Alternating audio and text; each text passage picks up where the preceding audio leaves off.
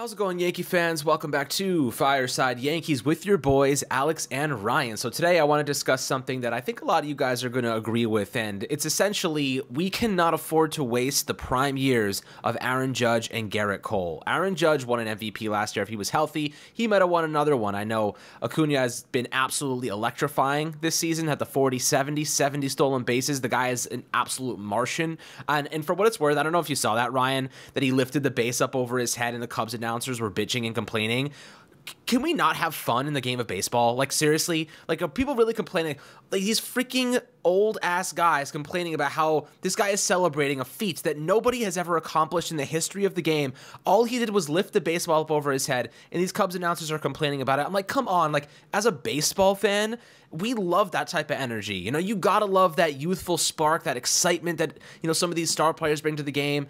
Celebrating home runs. Celebrate, bro. You just hit a freaking rock over 400 feet in the outfield. Like, have fun with it. That's what makes other, like, if you watch football, if anyone here's a football fan, how fun is it watching your team sack the quarterback and then celebrate after, or celebrate after an interception or a touchdown? Why can't we have that in the game of baseball? It blows my mind people don't like celebrations. It's like part of the fun of it. Like, let them enjoy the game at least a little bit. So just a little side rant there, but nonetheless, Aaron Judge, Garrett Cole. Garrett Cole's about to win a Cy Young Award. Guy pitched 9 innings yesterday, scoreless innings, gave up 2 hits.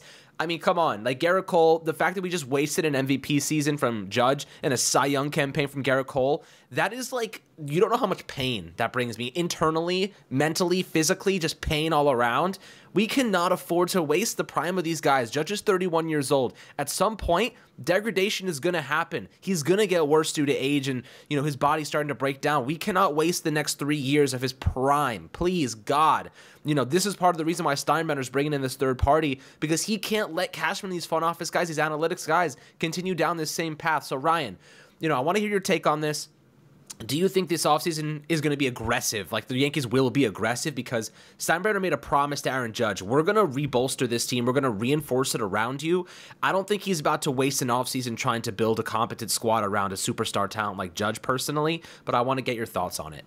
Yeah, so the big thing I want to say when it comes to, you know, building a roster on Aaron Judge and Garrett Cole is that the foundation's already there, right? Like, the foundation is Aaron Judge and Garrett Cole, right? And I've said this on previous podcasts. It's not that the Yankees are, you know, they are in the bottom of the league. You know, they're cellar dwellers, right? You know, they can't play good baseball. They've never played good baseball. They've been historically awful for years or anything of the sort. They have been historically a pretty good franchise for the last 20 years. Now, is it to the expectations that, you know, maybe the financial investment would suggest you should be? No, definitely not, especially in the postseason. Regular season-wise, you know, I think they've won enough for you to say, like, yeah, they've returned the investment, but not in the postseason. And I think part of that has to do with, you know, just getting guys who are reliable. You know, look, the best way to put this is, there is no conceivable world where Bryce Harper is bad at baseball, right? Like, there is no conceivable world where a prime, healthy Bryce Harper is bad at the sport of baseball, barring something unforeseen. He had Tommy John surgery. He's still good at baseball, right? Like, that is the perk of getting a superstar. Aaron Judge, I'm going to use Aaron Judge as the example here because I think he's, you know, the example that we can look at and say, yeah, obviously, right? Aaron Judge came back early from a toe injury, early as in, like, you know, he's probably still dealing with something. I'm not sure to what extent. I don't want to speculate too much on that because I'm not a doctor, but there is definitely probably some pain. He's talked about, you know, it's pain management, whatever it may be, and he's been unbelievable since coming back. I mean, he might hit 40 home runs, right? You know, that's what superstar players do. When you're a superstar caliber player, you're not bad at baseball. There is no outcome where you're bad at baseball. But when you're acquiring good players or, you know, solid players who you're trying to get more out of, then yeah, there are those, yes, it's pretty realistic that this guy can be bad. When you bring in a 37-year-old Josh Donaldson, yeah, there is a realistic world where he just gets old fast and doesn't play well. That doesn't really exist for a guy like Aaron Judge to the extent that a Josh Donaldson has. It doesn't exist for a lot of these guys. It doesn't exist for these superstar caliber, these can't-miss talents. And for these can't-miss talents, the Yankees have missed out on a lot of them, right? You know, we talk Bryce Harper, Manny Machado, you know, I'm not going to say Juan Soto because that's a trade. You know, you can't really, if a team prefers a different player, like, you can't really do anything about that. You know, not signing Freddie Freeman. I don't know if he wanted to come here or not, but if he did, that was a missed opportunity. I'm also not going to throw the Olsen trade in there just because I know, again, if it's a trade, if they don't like your prospect package and they prefer another one, you can't do anything about it. But you've had opportunities to get superstar caliber players. And, I'm not saying you have to feel bad for a guy like Giancarlo Stanton who, hasn't played great this year, but you kind of knew was going to age poorly at some point.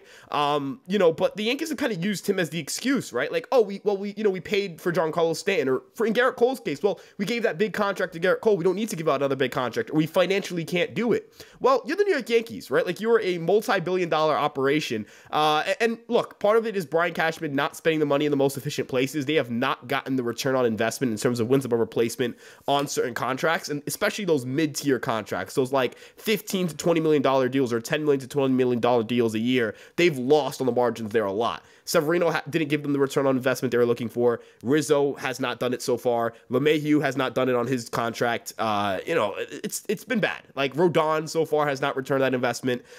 Hicks as well, Donaldson, the list goes on and on and on. But really the big thing here is, if a star becomes available, Alex, right? Like, Yoshinobu Yamamoto, you've talked extensively about him. I've kind of been like, I think they can, but will they pay for him? Yada, yada, yada.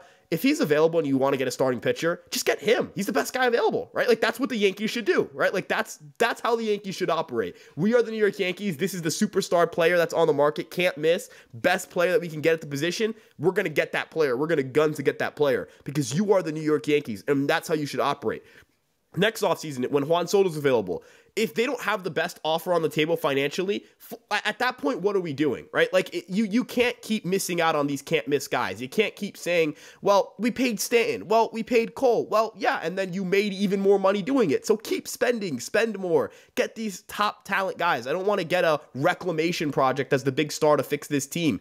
This team isn't going to get fixed by a guy who, has a 100 WRC plus and you hope to get a little bit more out of them, right? You can't. That's not how you win sustainably, right? You develop internally. You get those star guys, and yes, you acquire a few guys so you get a little more value out of, but you don't rely on them to do that for you. And, I want to pass this off to you with this. It feels like the Yankees rely a lot on hope. I hope Josh Donaldson is better this year. I hope, Carlos Rodon doesn't get hurt. I hope Luis Severino stays healthy. I hope Frankie Montas returns at some point during the season.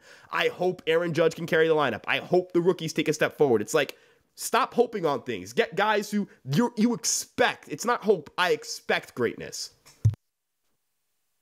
Yeah, I mean, that's the truth. And, you mentioned me, talking about Yamamoto a lot. I think it's very realistic personally because, look, if you're the Yankees, you're looking at what you have right now, okay? So our strengths are this. We have a pretty solid core in the starting rotation.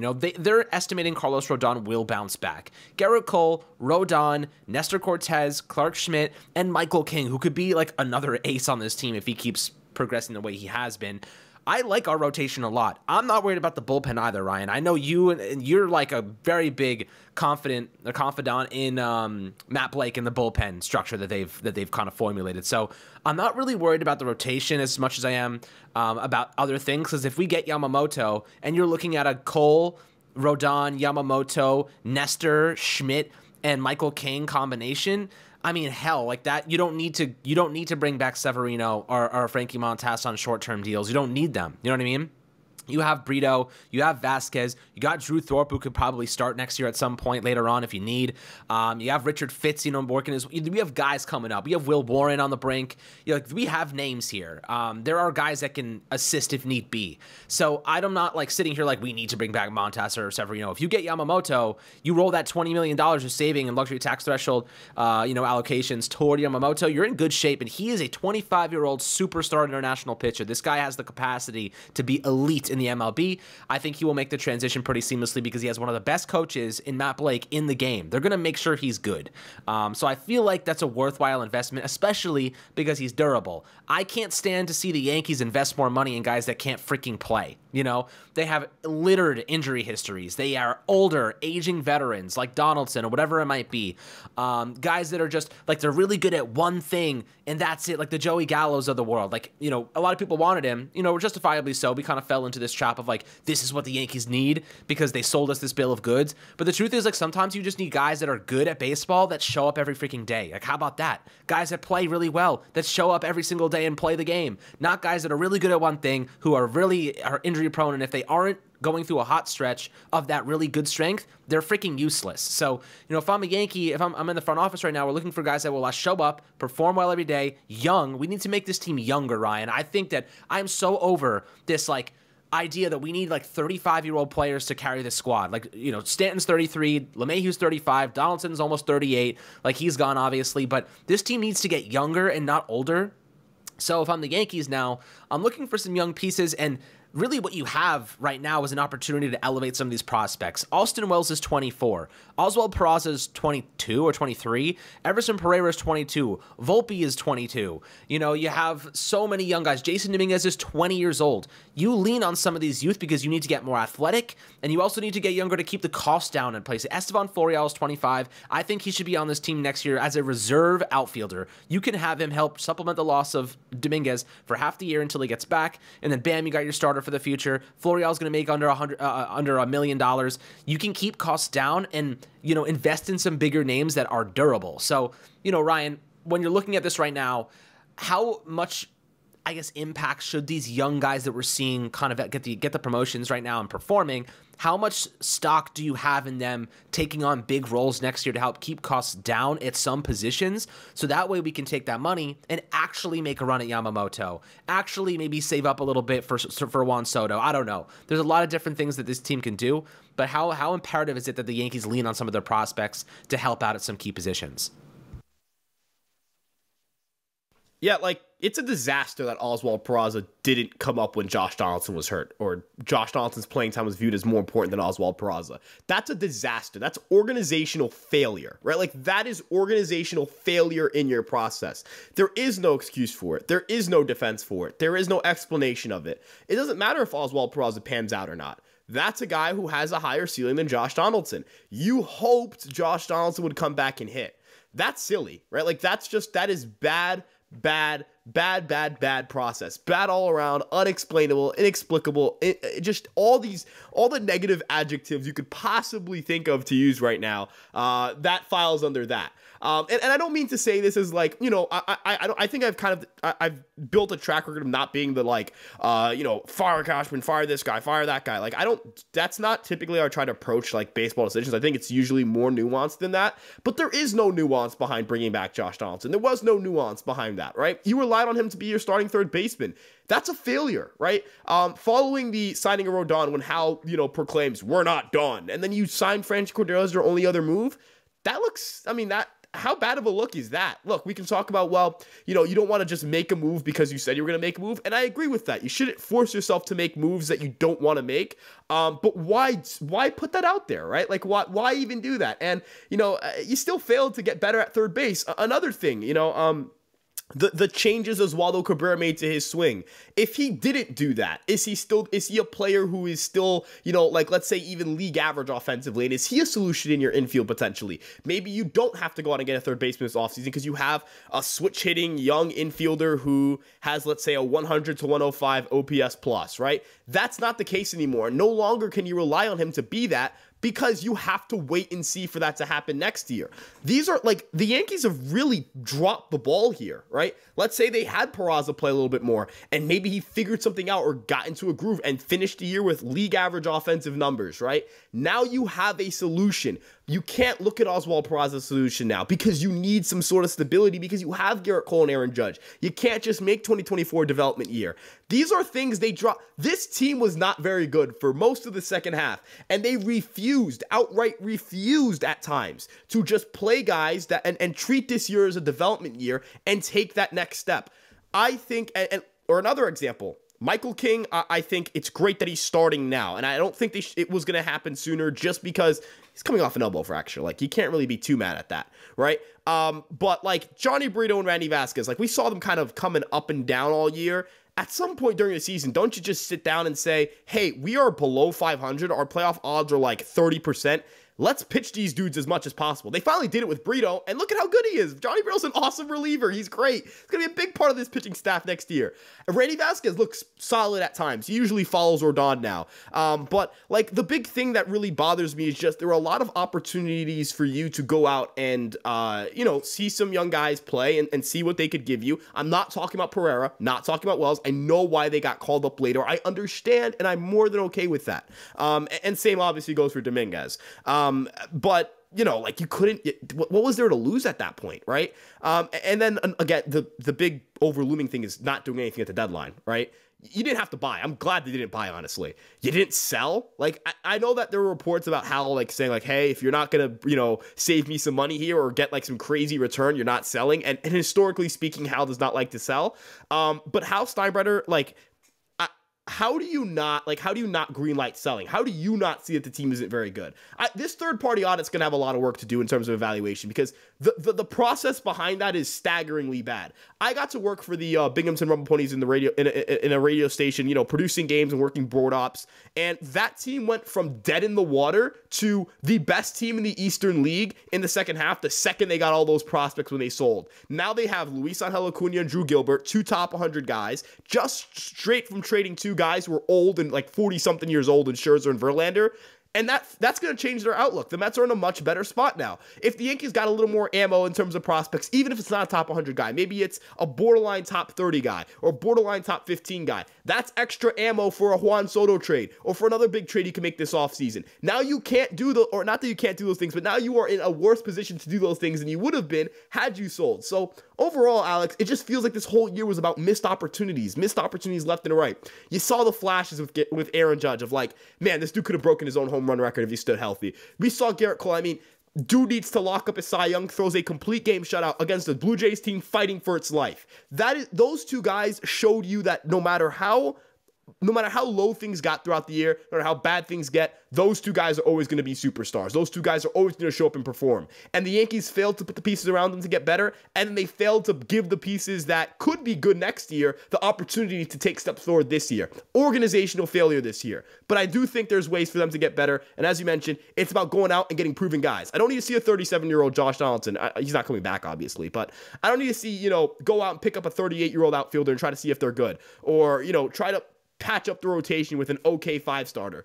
Go out and get the best of the best because you're the New York Yankees. You can do these things. You can go out and that's the whole point of being the Yankees. You can spend over everything, right? Stan's making $22 million and he might be dead weight. Fine. Go spend over him. Just go out and spend for another bat that can maybe DH or something. I don't know. But you're the Yankees. You have money. And I'm sick and tired of sitting here every September and October and talking about, hey, the season's either A, over, or B, we're not in a position where we're the favorites to win the American League. I'm sick of it. Think about if, you know, Derek Jeter and A-Rod and some of those big names in the past never won any championships. You know what I mean? Think about if the team was failing to build around them, we would not regard them in the same way. You know what I mean? Like, it's just the way sports are. If you don't win championships, but you're a great player, nobody really remembers your whole era. Like, they remember you individually, but they don't remember what you accomplished. I think that the Yankees have an opportunity here that they're staring in the face because they got Cole, who's still, I mean, he's about to win the Cy Young. He is in his prime. He is on fire. And you're watching guys like Verlander, Scherzer pitch up to 40 years old and still dominate. You know, I mean, DeGrom could do it too if he was healthy. But at the end of the day, Cole's got years left of really good quality performance in him. So does Judge. If I'm Steinbrenner right now, you would maybe have a 3-year window right here before it gets really ugly. You know, before like Judge's contract starts to eat away at you. Like, you have a window right now. But the truth is, they need to be a lot more intelligent with the decisions that they do make. You know, I think Yamamoto, I think he's a worthwhile investment personally. I actually think that he would be a good investment for this team. There are other guys, though, that I would not recommend going after. For example, I don't think the Yankees should go after Cody Bellinger. He's going to drive the market up insane. He has one great year in the last 3 seasons. He's had some injury concerns in the past. He's going to be going into a market that if he struggles, the Bronx, the criticism, this media will just tear him to shreds. You know what I mean? I don't know if he can handle that. Yes, he's been a Yankee fan his whole life. That's great. But so does Joey Gallo or this guy or that guy, and they all struggled. So it's like, you know what I mean? This is where I sit here and ask myself, we need to be a little bit more efficient with our risks. The Yankees take really bad risks sometimes. Donaldson, what a dumb risk. You know, I mean, in hindsight, Rodon looking like a risk right now. Montas was a risk that we knew he was already injured, or at least we had an idea. There were guys that just did not pan out, that, you know, risks that we took that should not have been made. And at the end of the day, That's why Steinbrenner is having this entire front office evaluated, because he does not trust them to make the right decisions anymore. When Steinbrenner steps in and makes a decision like that, you know stuff is hitting the fan. You know it's hitting the fan, guys, because he doesn't rarely ever get in the way of Cashman and whatever he wants to do. So the fact that he's verbally saying that indicates that they are all on the hot seat. Not that they're going to get fired, but their strategies and opinions and decision making is going to change. Now, here's my concern, Ryan, and I want to get your take on this as the last thing. This third party is going to come up and give them objective information. This is what led to this bad case. This is what led to this bad trade. This is what happened in the minor league system. I don't exactly know the process they're going to go through to actually determine what went wrong. I imagine that the analytics department gave them all of this data, all of this numerical information to determine what a player was going to be, their projections, where they failed to notice certain things. I don't know. But they're going to hand over this entire tray of information and not tell the Yankees what to do.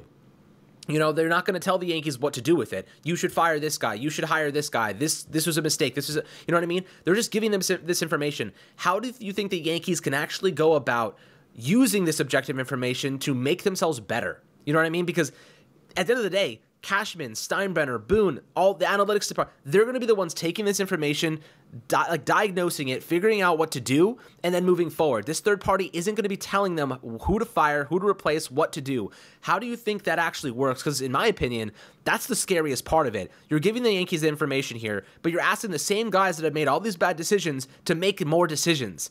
I feel like this is going to end up becoming nothing because of that, but if it's up to Steinbrenner, I imagine he's going to force Cashman to make changes. Like it's going to come down to Cashman, I think.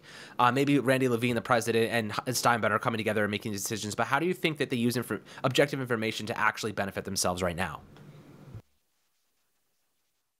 Well, the big thing I'll say is, for as much as I criticize Hal Steinbrenner, like, you don't run a business like the Yankees at the magnitude that you ran it with the Yankees if you have no clue what you're doing as a businessman, right? Like, we can talk about the Yankees from like a baseball operation standpoint, but clearly they're doing something right on the business front because they keep making a lot of money, right? And they keep making more money. So, ultimately, I'm not going to sit here and like question their business acumen. But as you mentioned, yeah, it's like, hey, what does the job security for a lot of these guys look like? Is it going to be, are people going to be held accountable? Are jobs going to be, lost? I think it's possible, right? Like, I'm going to give them the benefit of the doubt in the sense of business standpoint. I think they're going to be able to do a good job there. A consulting firm, I think it's weird because, like, this is new, right? Like, we're talking about baseball and consulting firms, right?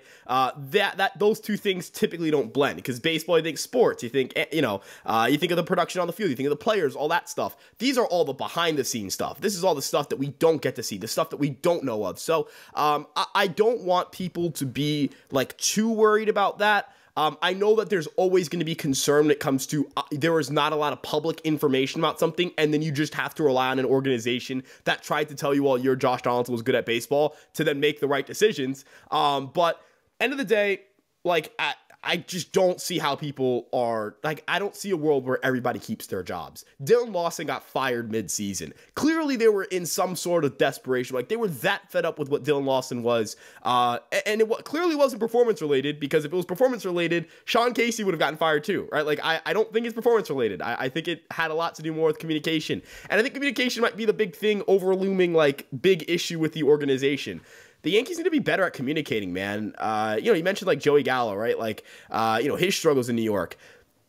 Do we have to question whether like Dylan Lawson was able to properly communicate those issues that Joey Gallo was having with Gallo so that he can work on those things? We talk about Stanton, right? Like, what is the what is the organization like? They're supposed to have guys that do advanced scouting. Every organization does. Every organization is supposed to have guys that are there, giving information, all that stuff.